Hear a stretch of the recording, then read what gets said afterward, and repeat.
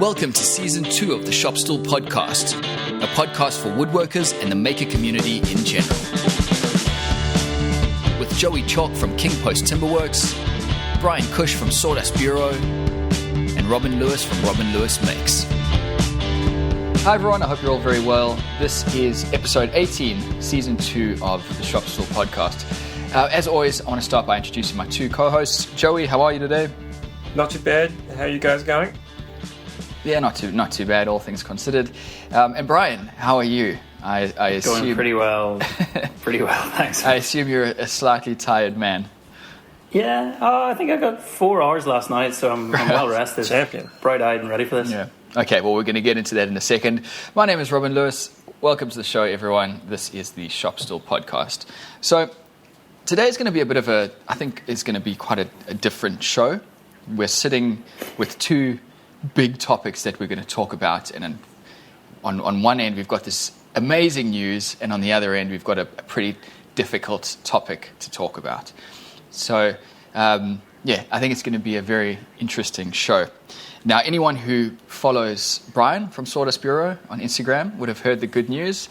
Bryan, you are officially a dad. As of how long ago? As of Saturday. Right, okay. In the very early hours of Saturday morning, so yeah. Well, congratulations. It's obviously a huge thing. I hope you guys are doing well so far. Has it been pretty smooth? Do you feel like you're a dad? It's been relatively smooth.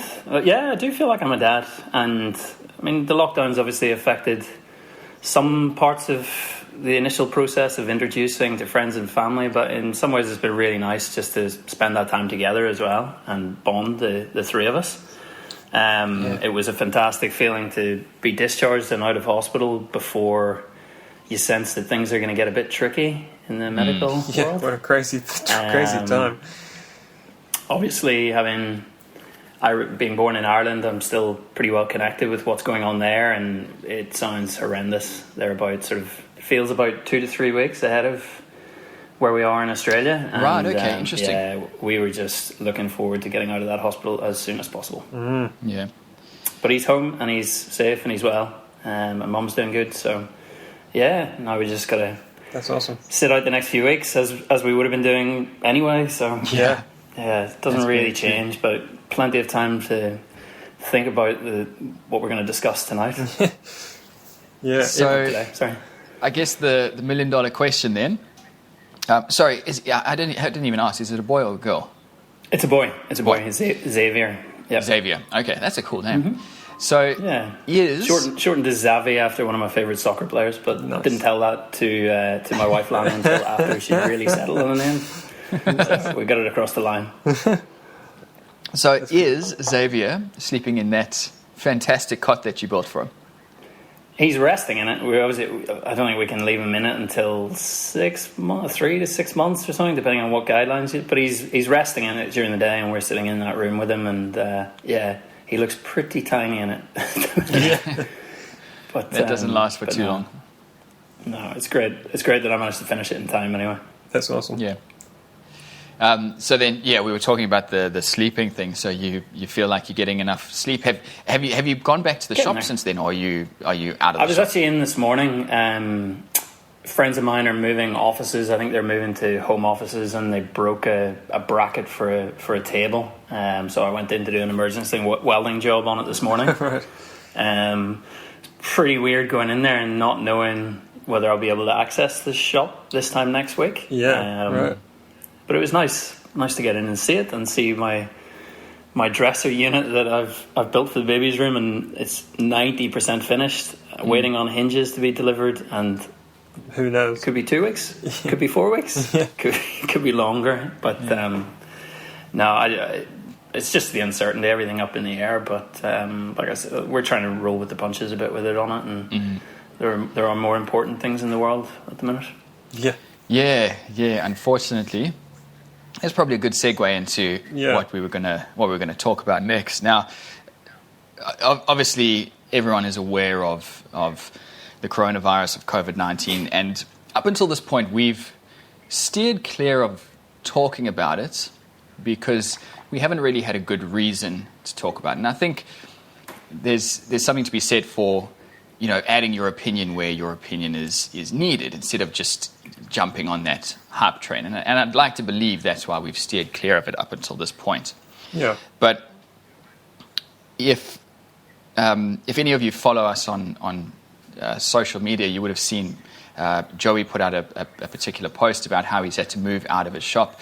Brian's just been talking about his not getting access soon.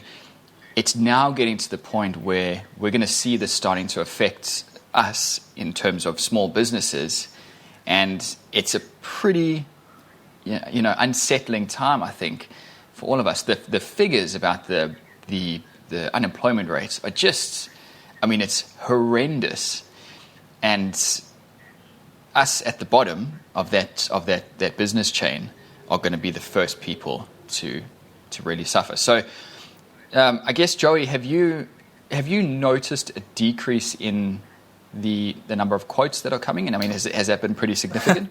So, for me, I had a bit of a particular situation where we had so much work still left over from pre-Christmas.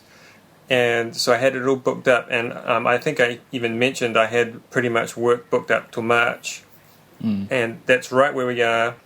I just started these set of chairs. And so I had all this work lined up. And I hadn't really been thinking about looking for new work. It really just as all this was just happening, I was thinking to myself, right, I'll start getting in some other work, and that means my assistant Nick can get on with that while I'm doing fiddly things working on these chairs.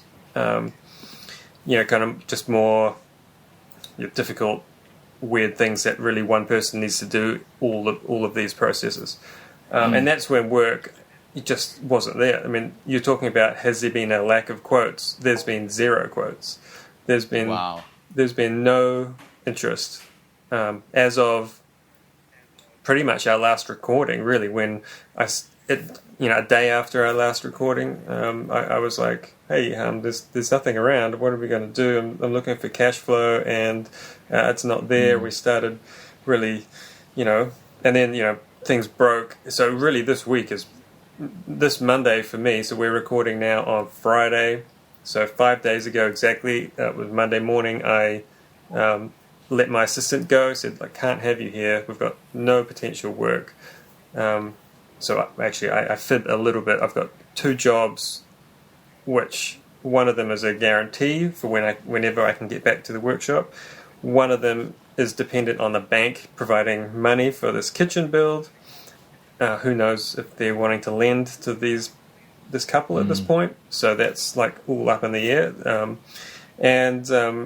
So work just stopped, cash flow stopped, and it just became very suddenly, oh crap, by the time I pay out my employee for his holiday pay and his essentially redundancy, there's not going to be a heck of a lot of money left in our business account. So you've had to you haven't just what's that term where you basically just like put someone off? Leave. It's something like that. Yeah. So you've actually said no, that's it. Yeah. We've had to let you go. Just can't have it, because it's not just a matter and our government's saying all employers should be doing whatever they can to pay their employees. That's all very well and good, but if there's no cash flow, there's no cash flow. And it's not just a matter of paying out the wages. If you're an employer, it's a matter of there's insurances and taxes and all sorts of other costs that go along with it, which really kind of double the cost of having an employee. So for us, it's just basic maths. That's the cost we can't handle. So I kind of made a decision. I said, right, if there's going to be no work in this line for a while, I'm going to go spend the last of my money on a good pair of boots that'll last me. So if I have to go and dig ditches for a wage, I've got some shoes on my feet. And I bought 20 sheets of plywood with my last $1,000, and that's just in the workshop, so I can make something for someone should it arise. I've got something in the workshop where I can make something with, and that was that was it. And suddenly Wednesday came along and everyone's locked down. We were given 48 hours notice, so I kind of just emptied the workshop of all my hand tools and thought, what am I going to do? Maybe I can still make some videos from home. So that's sort of an upside. So just to clarify, because here in Australia, there's no, they're talking about self or social distancing, but that's as far as they've got. So in New Zealand, no travel. There's nothing like besides going to like the supermarket, which is limited on how many people can get in. Really, that's about all we're allowed to leave the house for, and this penalty of 6 months jail time. Wow, that's insane. Jeez. Well, no, it's not insane. It's not insane. I guess it's quite good. It's crazy to have. They're doing it right. A week ago, complete freedom. Now, but I'm not that worried. I mean, I think the sooner everyone stops going out, the sooner we go back to life a bit more normal. It's just interesting that they've had to implement that so suddenly because of the amount of people who were flouting the rules. Yeah, well, it was 2 weeks ago that we were recording the last episode, which everyone would have heard on last Sunday. I think my timeline's correct. But I know it was 2 weeks ago that we did our last episode. And after the show, we briefly touched on the idea of maybe mentioning this in a show, because it's starting to become a thing. And it was 2 weeks ago where we were, where we were saying maybe this is going to be a topic that we could talk about. And here we are 2 weeks later, completely different landscape. Yeah, I mean, it's completely overruled.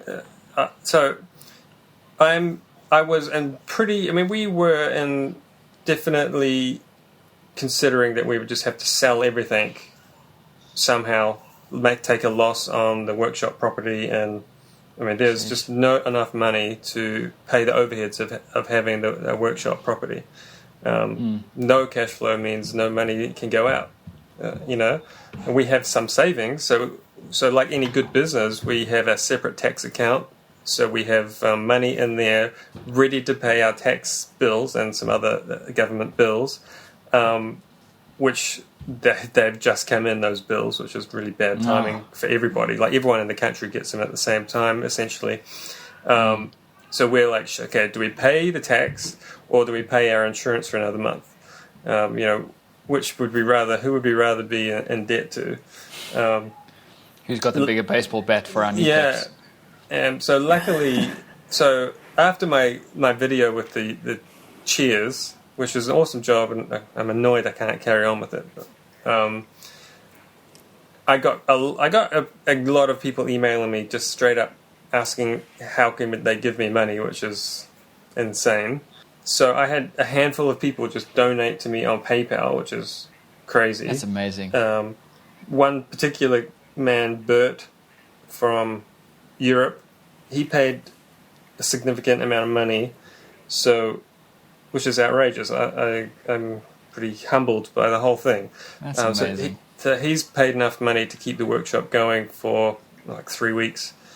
And wow, good on you, Bert. Yeah, and so that's plus the bank allowing us to shift monies around from our existing personal mortgage situation. That should get us through to kind of 5 weeks. And so in terms of my actually getting money to buy food, the government's giving everybody $580 a week per working person. Because we've got all these like small business exemptions here in Australia. I mean, they're not. I think the main one that would affect me and Bryan is probably the same for you is the asset write-off has gone from around 30,000 to 150,000. Yeah. Which is all good and well, but I guess that doesn't put money in your pocket for buying groceries. It doesn't do anything. So like I say, the same thing. No cash flow, no jobs coming in, no jobs going out. There's no drawings from the business. There's no wages. So I'm the only one eligible for it. So we get $580 a week.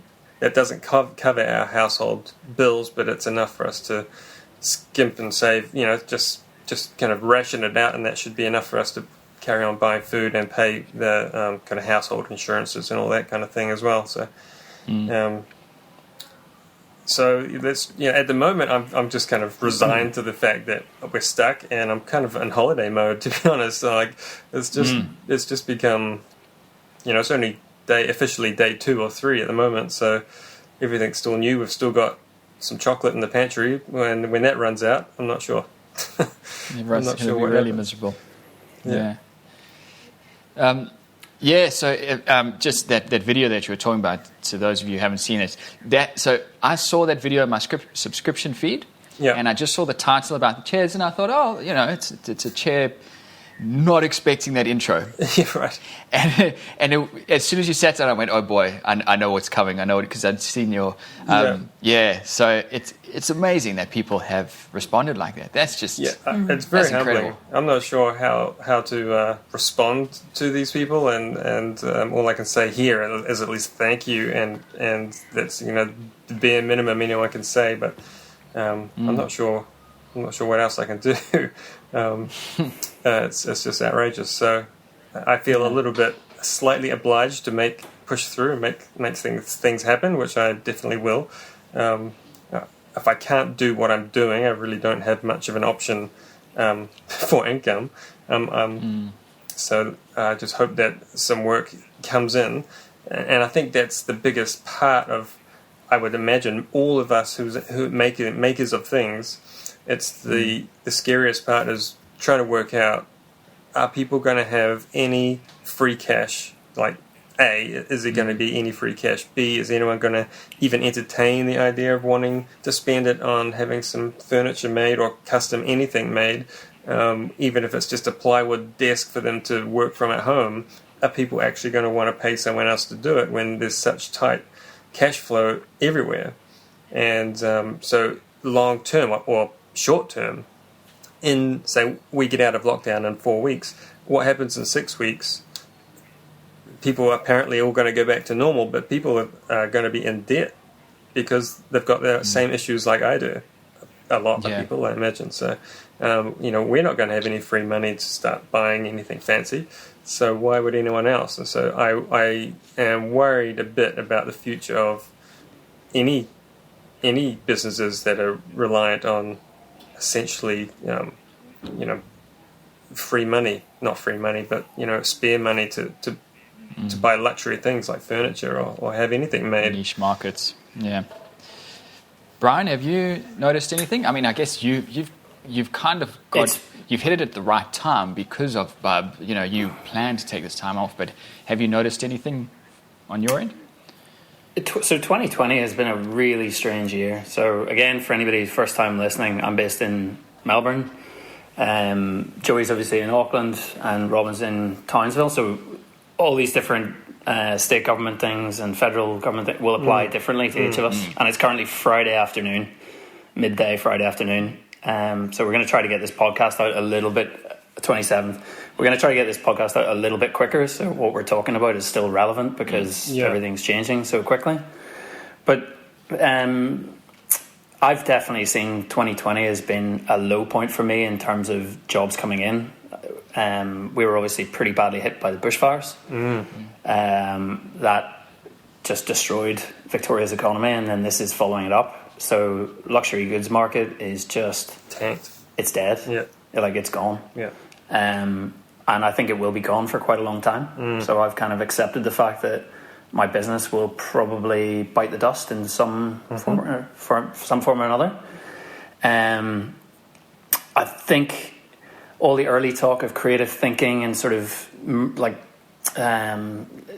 tilting your business to other ways, like instead of building things, maybe you're renovating and restoring things.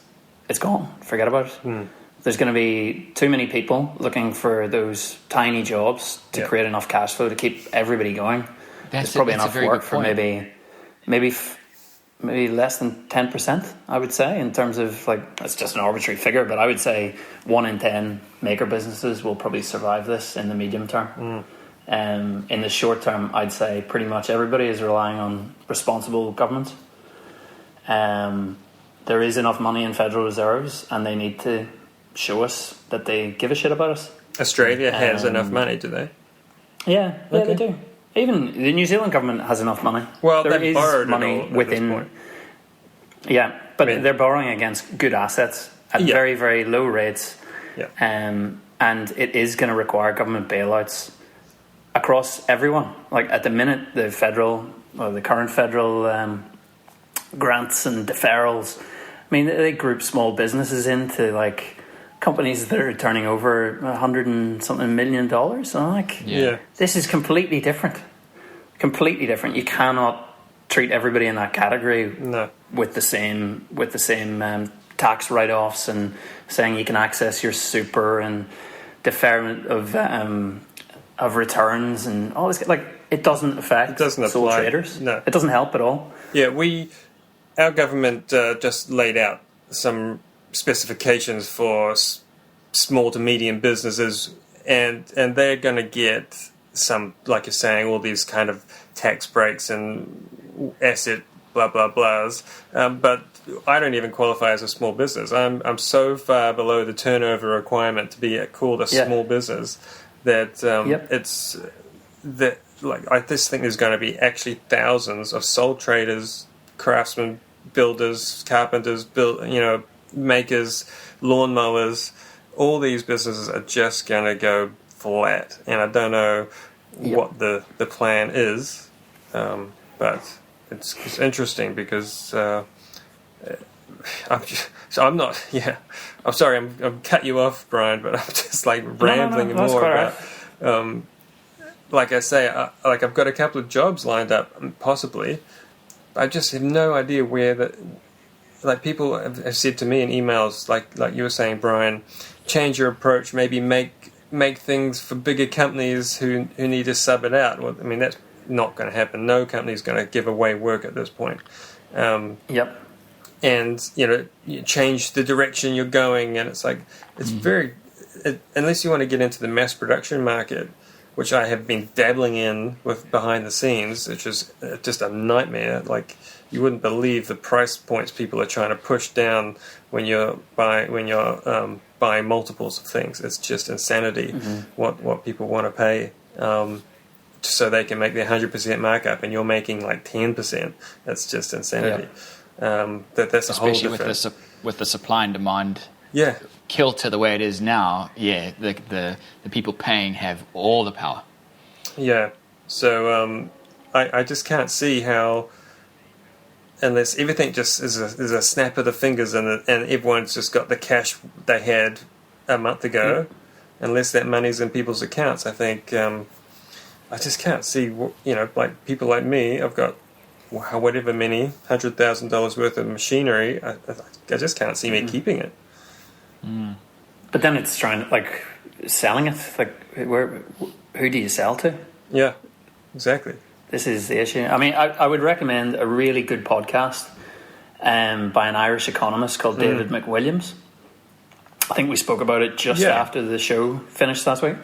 He's done an update on the Irish economy and how they're looking to recover. And he's basically saying the way they're set up with the ECB, the European Central Bank, and in terms of loans, they can add zeros onto people's bank accounts. Right. And it would affect, I think if they added, I can't remember, it was even $1,000 into every person in Ireland's bank account, it's less than 1% of GDP. Right. Wow. Yeah. And it just builds that confidence that you have enough money to pay me for what I'm producing, and then I have enough money to pay, and it keeps the supply chain alive further down the road. And it's only a small amount, but at least it's seen as a positive step for this, whereas everything else is just, I mean, it's absolutely bleak. Yeah. Do you not think that possibly it's because of where the priorities are at the moment? So at the moment, it's all about making sure that we get the sun not under control, but we flatten the curve, etc. And then that stimulus will come into place because here in Australia, that stimulus package has gone ahead, and they're talking about a second one. I don't know where they are with that one. The American one has been up in the air for ages, so they're there, but they're just going to take a while to filter down to us. Yeah, I think that we will be. I think as micro businesses, we are the ones that will be forgotten. Yeah. And there are a lot of sole traders and 2 to 3 people businesses in Australia that are just going to bite the dust. Yeah. And then that will start to affect things like Bunnings I think so. Like their work is going to disappear, and they'll rely on their real estate assets. But who are they going to sell their real estate assets to? Yeah. It's a very interesting conundrum. Like, if you're an economist now, you are not loving it, but it is a fascinating test case that each country has its own different.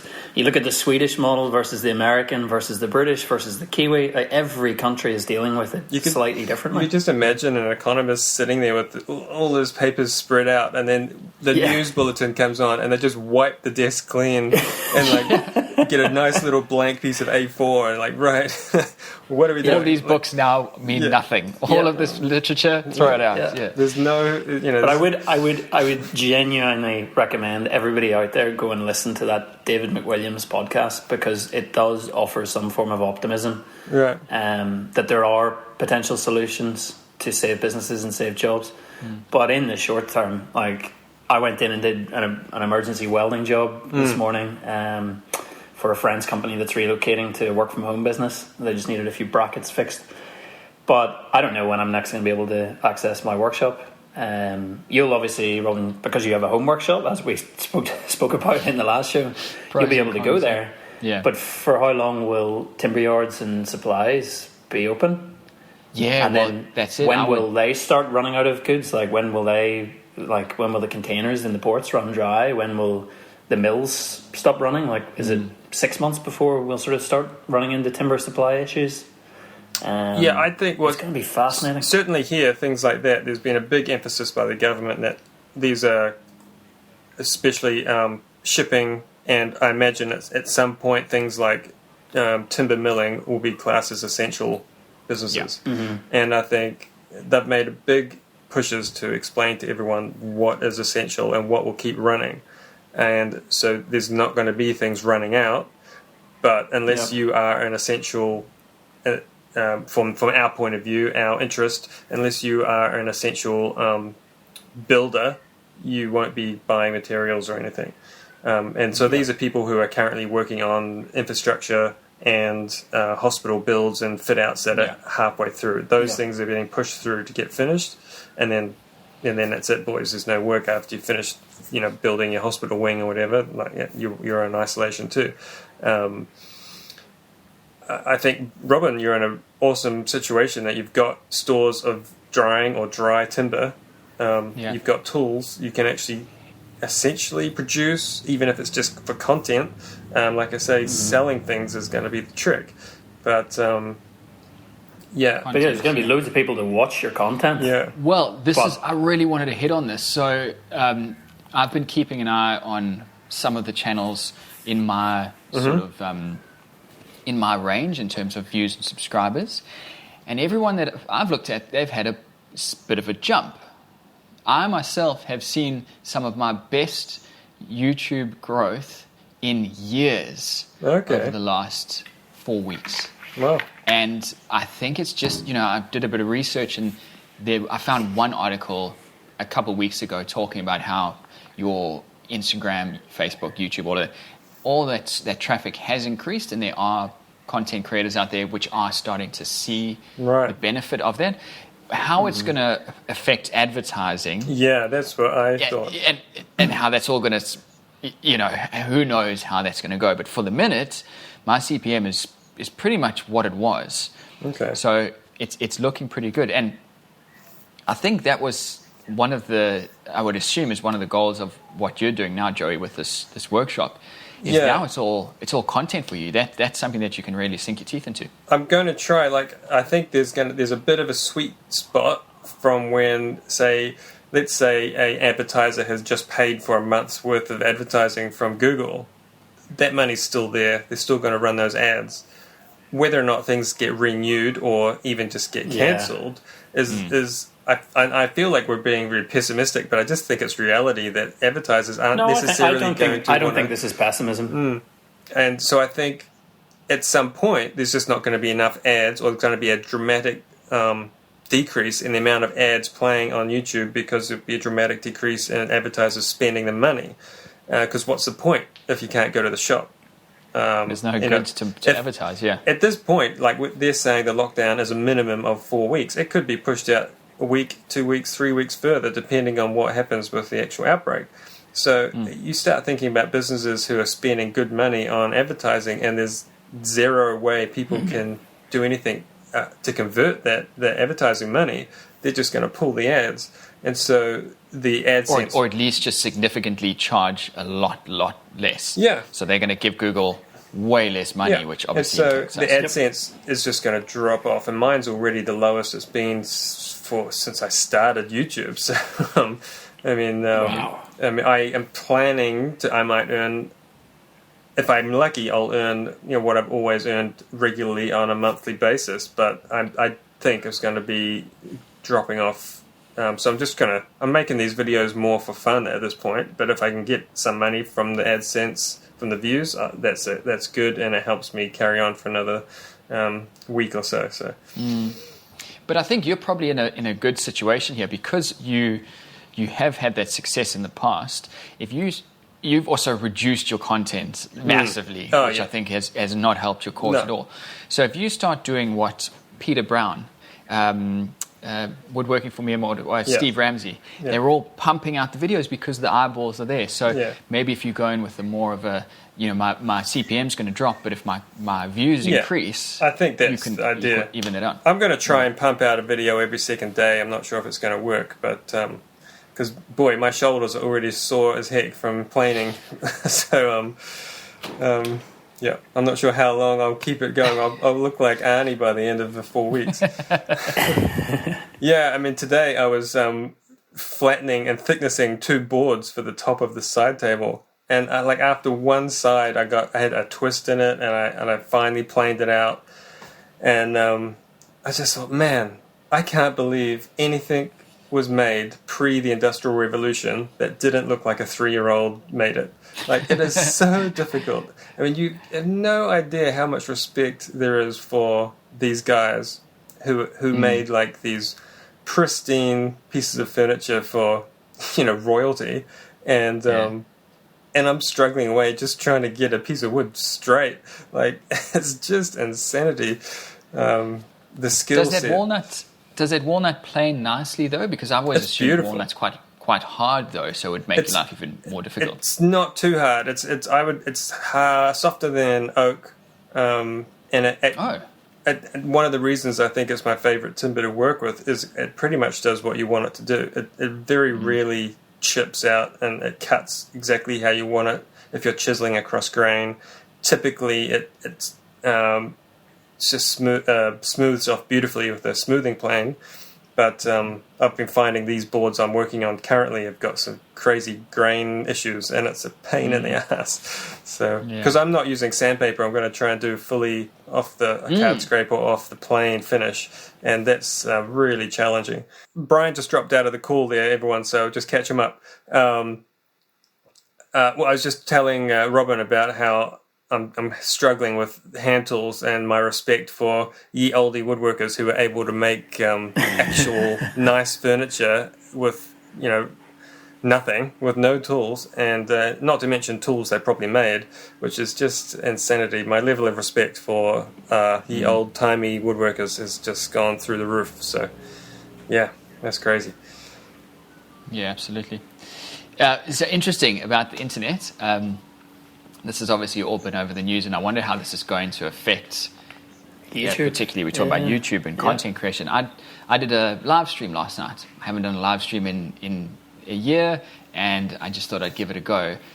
Could not hold a connection for more than 20 minutes. Just kept dropping. Yeah. So frustrating. And I've probably got one of the best residential lines in Townsville, certainly one of the best residential packages you can get, and I couldn't hold a signal. So, obviously it's everyone on Netflix and I think it's going to end up being a bit of an issue because we actually got a email from our internet provider saying, look, don't play with things, don't unplug it if it's not broken, don't unplug your modem. We can't come out and fix anything. So if you're using it, just leave it be.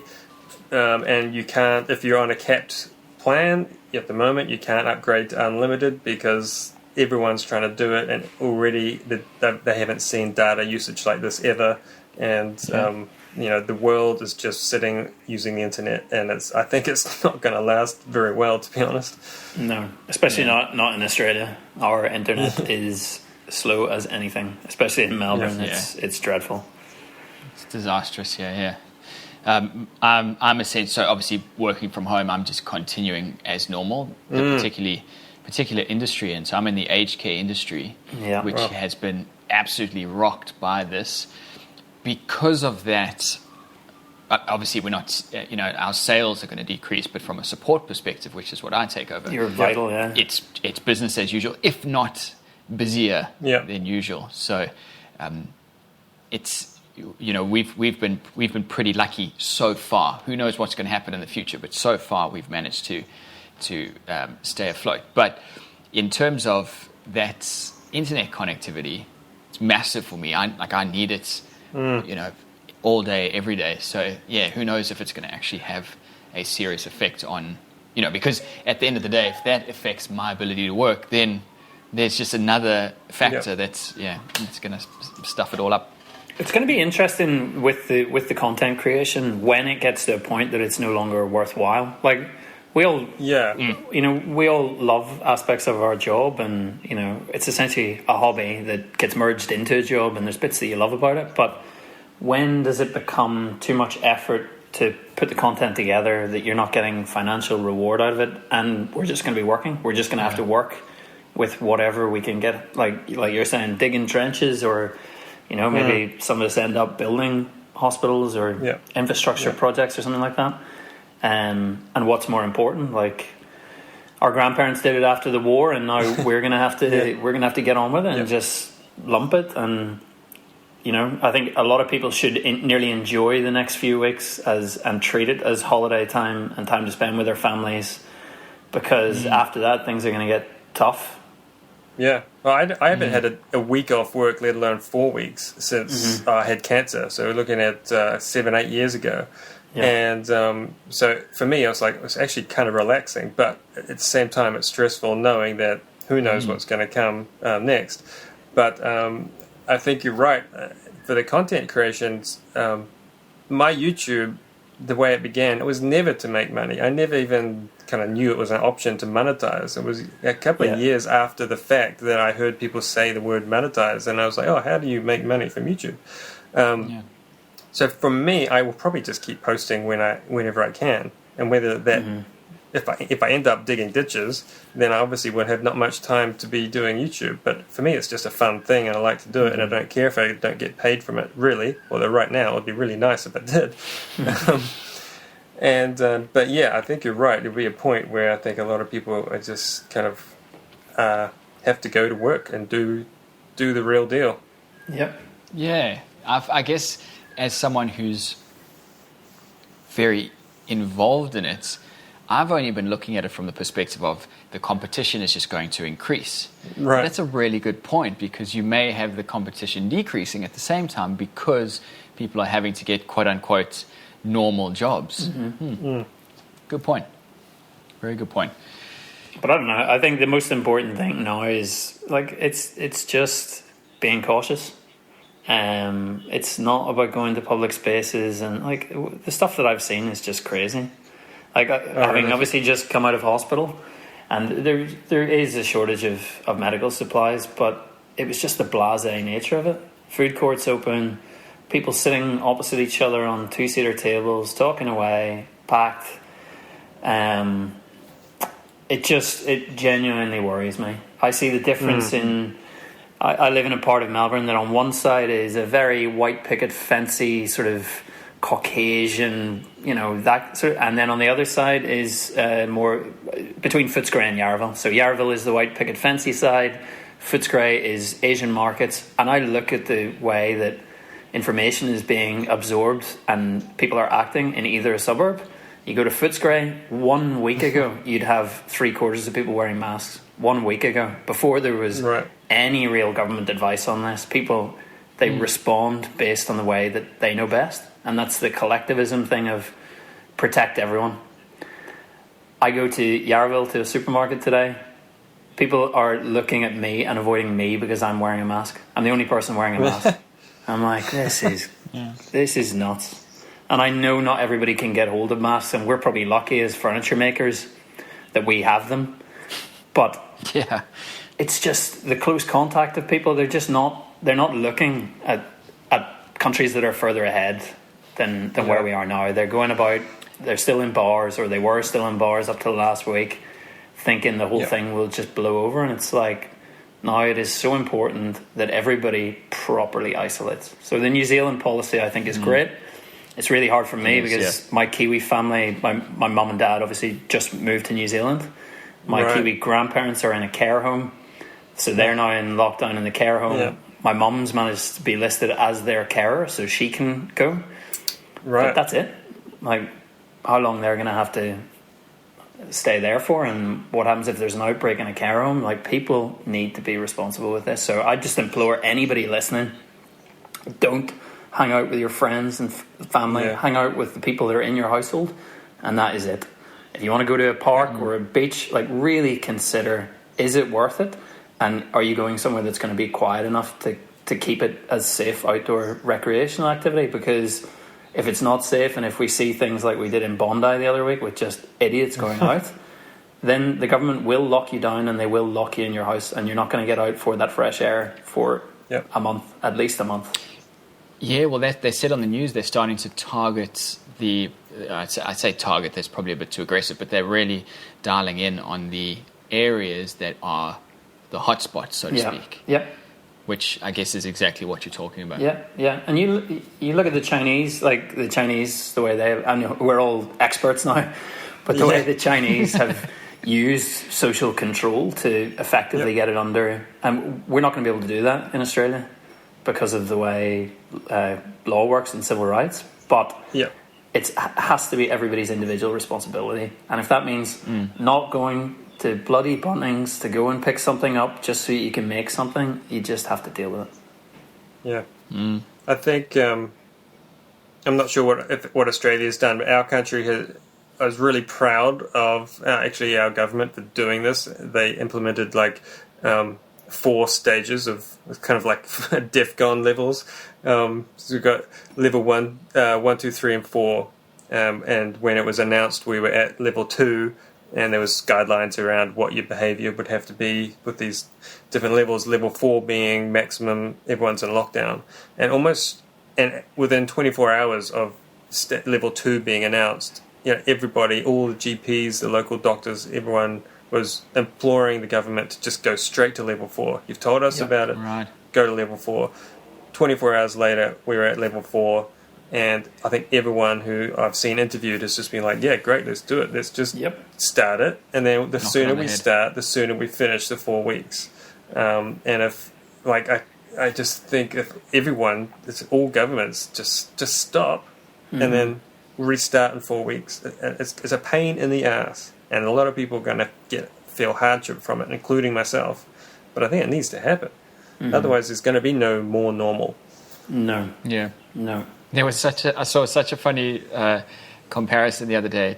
I can't remember the exact words, but it was around when you were a kid and you would all sit in class and you would be held out from recess or break for 10 minutes. And then some idiot would talk, so then the timer would get reset, and then another idiot would talk, so the timer, and it's exactly what we've been training for those moments. That's exactly it. Just stay bloody home. But I don't know, maybe trying to think about a future where, this has settled and we can go back to making things. Maybe it will end up being like commercial real estate will die on its arse. Nobody will be renting buildings. So maybe then the idea of maker hubs will start to become back, they'll start to come back again, and you will get furniture makers sharing spaces when it's safe to do so. You bring your machinery together, you sell what you don't need, and you just have to deal with the fact that you're going to produce less stuff and you're going to have to share spaces with people. But if you want to make stuff, that financially is a way to do it. Yeah, it's interesting. We've already got stories now of landlords threatening to kick businesses out of their premises because they can't afford to pay the lease. What a great idea. And the government's saying, well, okay, if you want to be asses about it, fine, but you might want to wait until you can at least get someone else to come in and take over the lease. Exactly. Why kick someone out? Because no one's around. No businesses are going to take on a new lease at this point. Yeah. So, they've also, what makes that doubly ridiculous is that the government has been working with all the banks, and the banks will give mortgage holidays to anyone who needs it. And so you can just stop your mortgage payments and add it on at the other end. Now, it's not quite that simple. There's extra what do you call it? Payments involved regarding what's not tax. What the hell is it? Super. Interest? Oh, God, I don't know what you call it. It's gone from my brain. Bank fee, essentially. Okay. So it's not as straightforward as just stopping it and then adding it to the end of your term, but at least you don't have to force other people out of business to pay this lease. Yeah. I think everyone's in the same position. So if everyone takes the same position, well, it could be good or bad. Yeah. Yeah. Back to first world problems again. Absolutely. Did you see the Shaper? Did you guys follow the Shaper Origin on Instagram? They've just released this workstation that is like the coolest thing, and they released it on, I think it was St. Patrick's Day or the day after, and God knows what's going to happen. Are they going to get any sales? Or are they going to suspend it for a while? It sucks. I was so excited about that thing. I had a DIY one that I made, and it had tolerances where they weren't quite tight enough, and I saw this thing and it was building up to release for 3 weeks, and then it was bang, exactly the wrong time. Yeah. But that's where it's quite frustrating, this whole scenario. Is a lot of it is, obviously you guys are being affected by sales, but a lot of your sales are being affected because of just public perception and just fear, and there's so much of this it's nothingness. Yeah. My share value, or the stocks that I have just, they just dropped off a roller coaster. Yeah. And nothing changed. Nothing has changed, but people are scared, and so I've lost, all this money, and it's the most frustrating thing. So as much as we're talking about, Joey, you saying 4 weeks and then everything goes back to normal, I do still believe there is that potential for things will, as long as the virus gets under control and we can do enough to get that message out there. Yeah. I think people will be out like that because everyone's dying to get out and spend their money. So I'd love to think so. And if that is the case, yes, excellent. I just don't know how. I just don't know. And our government's actually talking about universal basic income at the moment. So, because at the moment our subsidies only last for 12 weeks, and then they're going to make another announcement, and it's on the cards that they just may pay everybody a minimum wage type thing. This is the responsible thing the government should be doing. This will have to happen in every country that can afford it anyway. But yeah.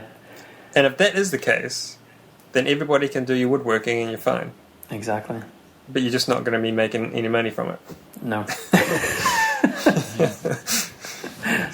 But then I guess having said it as well, there's also the idea of the virus getting under control in 4 weeks seems just so. Yeah, it doesn't seem... not even from the perspective of the people out there who are not socially or not social distancing, just from the perspective of the vaccine is so far away. We're trying to flatten the curve, which is going to extend the epidemic.